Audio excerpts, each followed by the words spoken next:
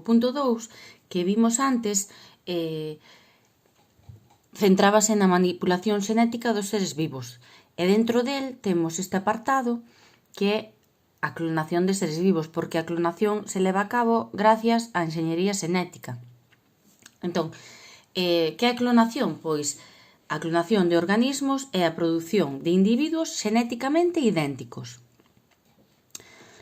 A clonación se pode levar a cabo por reproducción asexual a partir dunha única célula ou organismo, que sabedes que a reproducción asexual, por exemplo, en organismos eucariotas sería a mitose, e sabedes que as células que se obteñen son xenéticamente idénticas á célula nai. E tamén se pode producir por escisión artificial de estados embrionarios temperáns, é dicir, de cando se une óvulo espermatozoide, se forma un cigoto. Ese cigoto, cando se empeza a dividir, pois nas primeiras fases de división desas células sería cando se collería as células. Entón, esas células son todas xenéticamente idénticas, entón, a partir de aí, poderían obter distintos individuos, iguais, pero varios individuos, non? A clonación en plantas pódese realizar por medio de escallos. Escallos son inxertos, que sería o que vemos aquí, que sería coller, por exemplo, unha rama de un individuo e añadirlo a outro individuo. Neste caso, esta é unha árbore, esta sería a rama de outra árbore.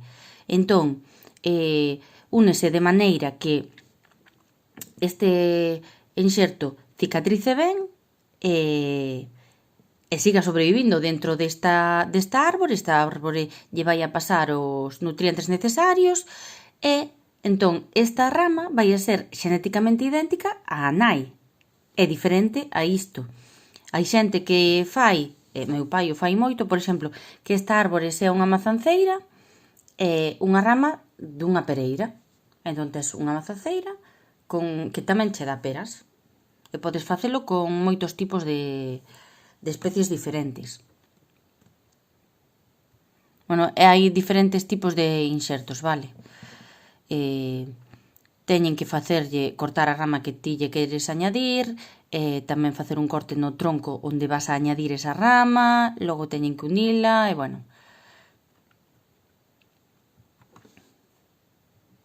E tamén nas plantas hai unha cousa que se chama callo vegetal, que sería un grupo de células, ou unha masa de células que non están diferenciadas no vegetal.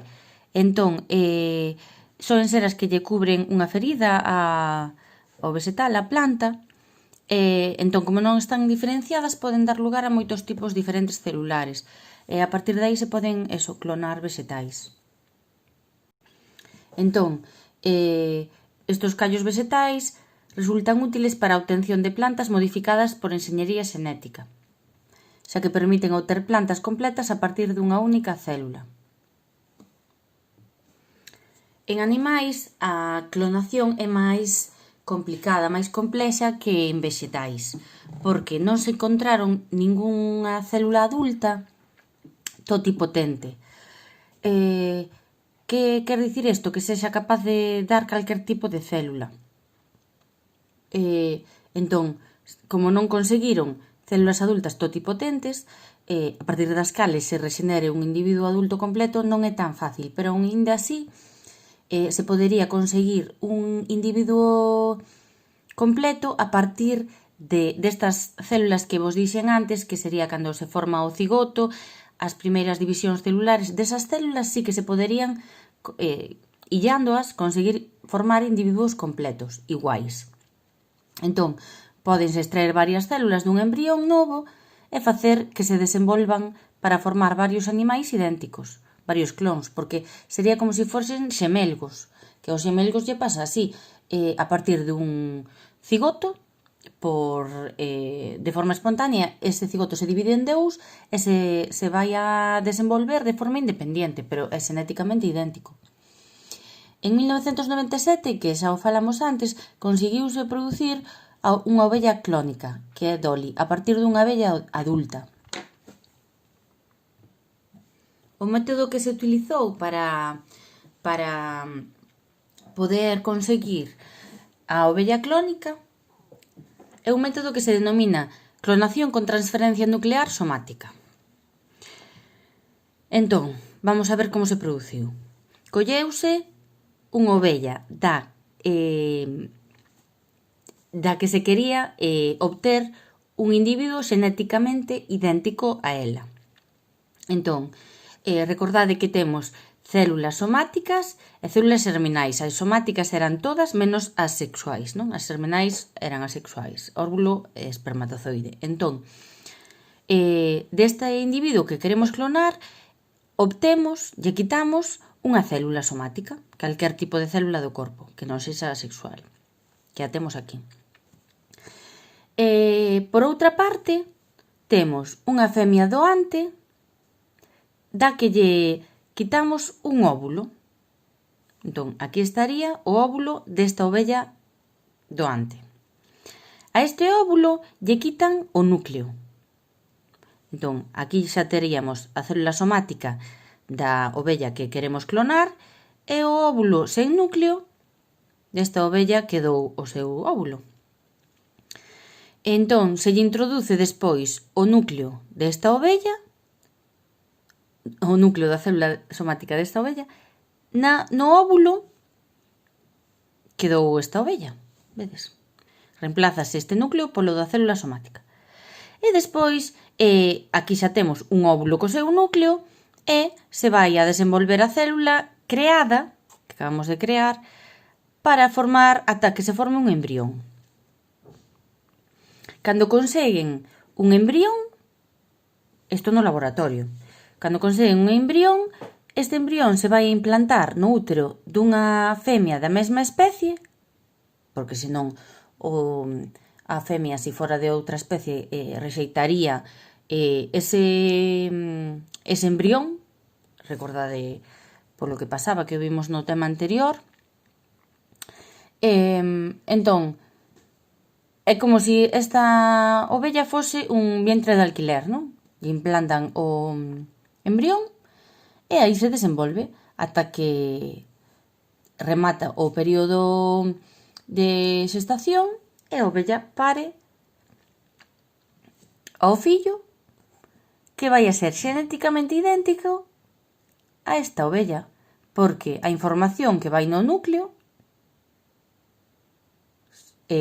foi a que lle deu todas as características a esta ovella. E así se fixo a ovella Dolly. Hai veces que algún individuo necesita que lle leven a cabo un trasplante. Por exemplo, unha persoa que teña problemas de RIL, calquera enfermidade que lle produce problemas de RIL, entón non leva a cabo, esos riles non funcionan correctamente e necesita un trasplante, un órgano que funcione, non? Ou outras veces se necesita un trasplante de células, como por exemplo de células da córnea, ou de tecidos tamén. Entón, cal é o problema dos trasplantes, que tamén vimos no outro tema? Pois sería atopar doadores compatibles, non? Que o seu corpo non rexeite, quer dicir, o corpo da persoa que vai recibir o trasplante non rexeite o trasplante. Entón, cal sería unha solución? Pois sería coller células da persoa enferma, clonalas no laboratorio e así conseguir órganos, células ou tecidos que esa persoa necesita. Pero hai un problema, que as células adultas xa están diferenciadas, é dicir, xa pertencen a un tipo celular, xa son células epiteliais ou células do fígado ou células da mucosa do estómago. Entón, é moi difícil transformar esa célula, por exemplo, epitelial da pel, que se transforme en células musculares do corazón. Pero as células nai embrionarias, que son as que se obteñen a partir de un embrión cando se está desenvolvendo, cando está en fase de mórula, ou a fase que dixemos antes, que despois de formarse o cigoto, cando está dividíndose, estas sí que son pluripotentes, poden dar lugar a calquera tipo celular, pero aínda así podería haber problemas de compatibilidade entre o doador e o receptor, porque agora mesmo, se eu necesito un trasplante, quixeran crear un órgano, para min non habería células nai embrionarias miñas, non? Porque eu non teño nada embrionario.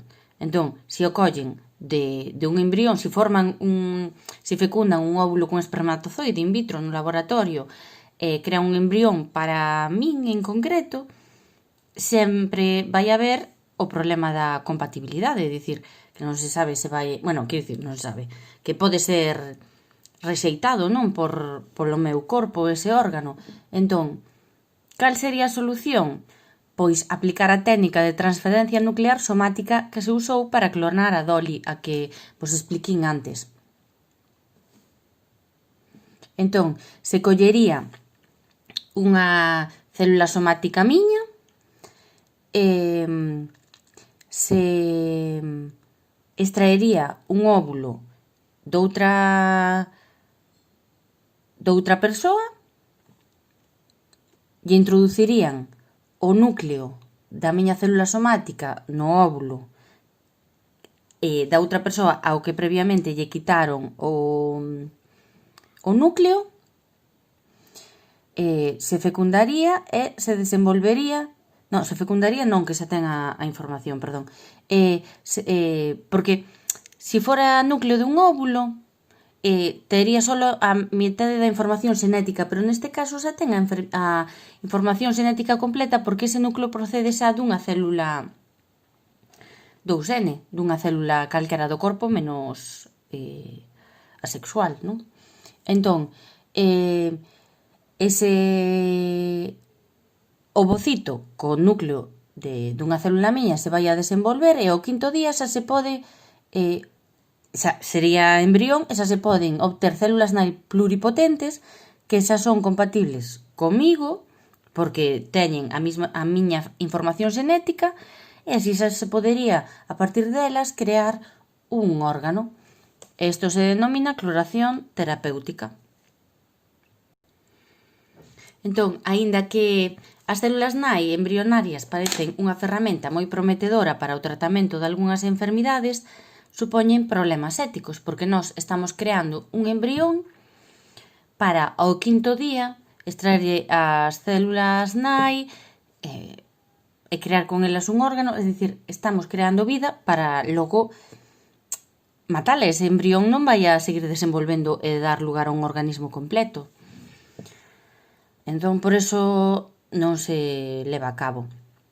Pero en 2001 descubríronse que hai células nai adultas multipotentes. A ver, falamos de totipotentes, pluripotentes, multipotentes. As células totipotentes son as que poden dar lugar a calquer tipo de célula. As pluripotentes, estas que vimos, as pluripotentes, poden dar a algunha das tres capas do embrión, que serían mesodermo, endodermo e ectodermo. Vos eso aínda non sabedes. E as multipotentes darían teñen a capacidade de convertirse nun rango limitado de tipos de células específicas, é dicir que as totipotentes darían lugar a todos os tipos celulares, as pluripotentes a menos e as multipotentes menos aínda, vale? Entón, se descubriron no 2001 células nai adultas multipotentes que poden dar lugar a moitos tecidos na médula ósea. é dicir, células adultas que poderían diferenciarse en células doutros tecidos. Estas células se diferenciarían nun tecido ou noutro segundo as condicións na que as cultivemos no laboratorio. E despois tamén atoparon na grasa do tecido adiposo, no cordón umbilical, na placenta, no cerebro, no músculo cardíaco, este tipo de células nai adultas multipotentes. Cando utilizamos células nai para curar enfermidades debidas a anomalías celulares, é dicir que quen produce esa enfermidade é algún tipo de anomalía celular dentro do propio individuo, isto se denomina terapia celular. E algunhas enfermidades humanas que se espera curar con esta técnica de terapia celular serían a diabetes, a leucemia infantil e o infarto de miocardio. Na manipulación xenética se utilizan moitas técnicas diferentes, pero entre as máis utilizadas destacan a obtención de ADN recombinante, a clonación do ADN, a reacción en cadea da polimerasa ou PCR e a secuenciación do ADN. Agora, as imos introducir e a continuación imos falar máis profundamente de cada unha delas. A primeira sería a obtención do ADN recombinante, que consiste en coller nós queremos a información dun organismo, introducila noutro, non? Entón, esta técnica permite cortar a molécula de ADN do organismo que ten a información valiosa, cortar esa molécula de ADN en múltiples anacos e illar o fragmento que a nós nos interesa. Logo, mediante un vector, é dicir, mediante un vehículo, introducir ese trozo de ADN no outro organismo que queremos introducilo. E un exemplo sería unha bacteria que se transformará nun organismo transxénico.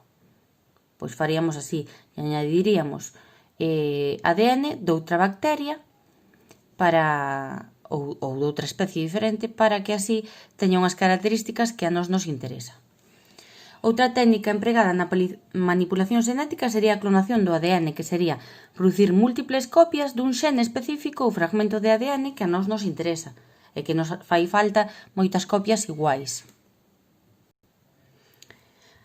A terceira técnica de manipulación xenética máis empregada sería a reacción en cadea da polimerasa ou tamén chamada PCR. Seguro que vos a coñecedes porque se fala moito falámoslo noutros temas sobre a PCR e tamén se fala moito agora co tema do coronavirus. É unha técnica in vitro que permite obter dunha forma moi rápida un elevado número de copias dun fragmento pequeno de ADN. E a última técnica sería a secuenciación do ADN, que sería unha técnica que permite coñecer a orde dos nucleótidos que forman parte non só dun xene concreto, senón tamén dos que forman o xenoma completo dun organismo, é dicir, coñecer a orde dos nucleótidos de todo o xenoma do organismo. Nos permite esta técnica de secuenciación do ADN. Existen varios métodos para introducir un xen ou varios xenes nunha célula. O primeiro sería transfección, que sería introducir xenes no interior de bacterias ou de células eucariotas utilizando virus bacteriófagos como vectores que levarían os xenes que nós queremos introducir. Entón, estos infectarían bacterias. Entón, para modificar o ADN das bacterias, utilizaríamos virus bacteriófagos. Para modificar o ADN de células eucariotas, pois poderíamos utilizar adenovirus, retrovirus, lentivirus, outros tipos de virus que infectan células eucariotas, non? Entón, ese virus levaría o ADN que nos queremos introducir na célula ou na bacteria. Outro método sería o chamado transformación se falamos de bacterias ou transducción se falamos de células eucariotas. E serían técnicas bioquímicas que consisten en introducir xenes, en bacterias ou en células eucariotas, mediante determinadas sustancias. Estas sustancias se utilizan sustancias que fan permeable a membrana das células receptoras e, como a membrana das células receptoras xa é permeable, xa podemos introducir o xene. E o terceiro método para introducir xene ou xenes nunha célula sería a utilización de canóns.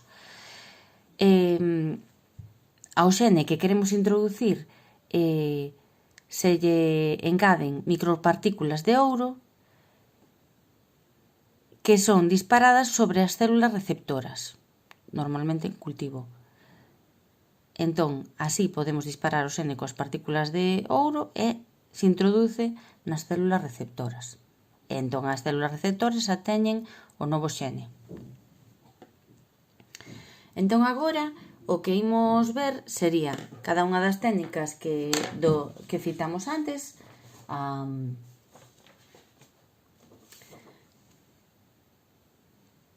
reacción encadeada polimerasa, a secuenciación do ADN, a técnica do ADN recombinante e a clonación do ADN. Comezamos coa técnica da obtención do ADN recombinante.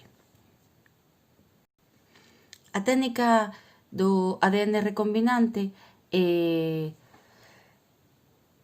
utiliza ADN recombinante, non? Entón, que sería ADN obtido do individuo que ten a información que nós queremos, que se une co ADN do individuo ao que nós lle queremos aportar a información nova.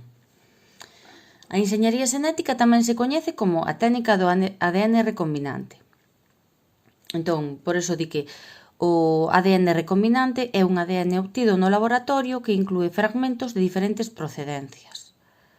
Neste caso, pois normalmente do doador e do receptor. A metodoloxía que se utiliza nesta técnica permite que se modifiquen plásmidos para transferir xenes, tanto a células procariotas como a células eucariotas vegetais. Se recordades, os plásmidos eran moléculas de ADN extracromosómicas, es dicir, fora do cromosoma bacteriano, que normalmente se replican e se transmiten independentemente do ADN bacteriano. Pois entón, nesta metodoloxía se modificarían estes plásmidos para introducir así o ADN que nós queremos introducir noutro individuo. Entón, esta técnica se utiliza para crear vectores adecuados para a transferencia de xenes a outros organismos eucarióticos, porque quedamos que necesitábamos un vehículo para levar o ADN do doante ao ADN do receptor. Pois gracias a esta técnica do ADN recombinante podemos conseguir esos vectores. Pero un dos problemas técnicos que temos nesta técnica é saber se realmente o xene que nós queremos introducir foi introducido de verdade na célula hospedadora. E, se unha vez conseguimos introducir ese xene, está dirixindo a síntese dunha proteína. Entón, a tecnoloxía do ADN recombinante permite coller a molécula de ADN do receptor, cortala polos lugares que a nós nos interesa, por lugares concretos, cortar o ADN do doador e despois unir o ADN do doador co do receptor e crear así un ADN recombinante ou transxene.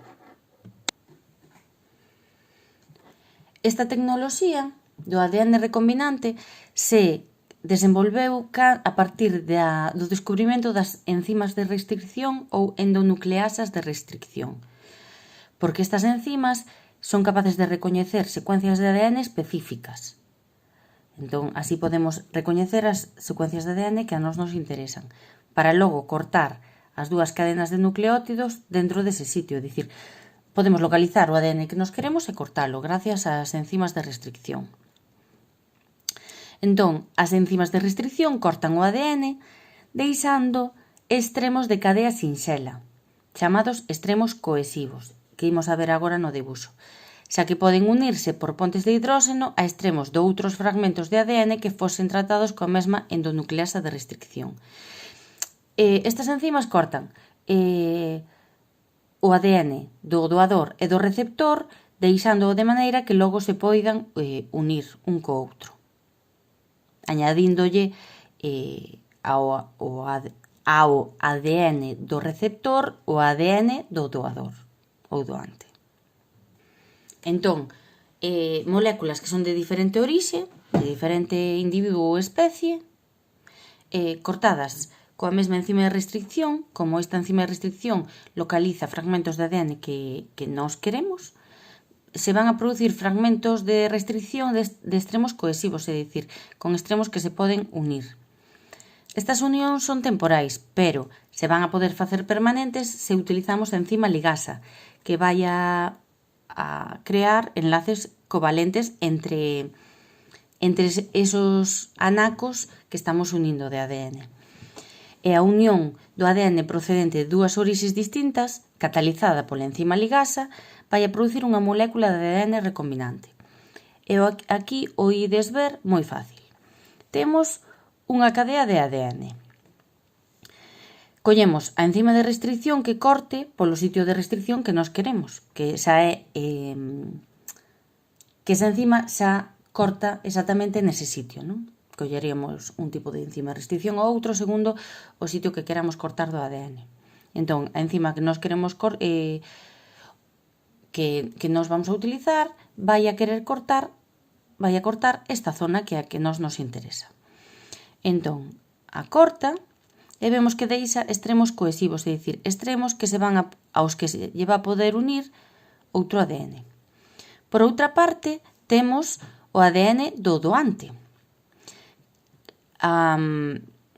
que llevamos, que xa añadimos a mesma enzima de restricción e xa cortou pola zona que nos interesa que se poida unir con esta cadea de ADN.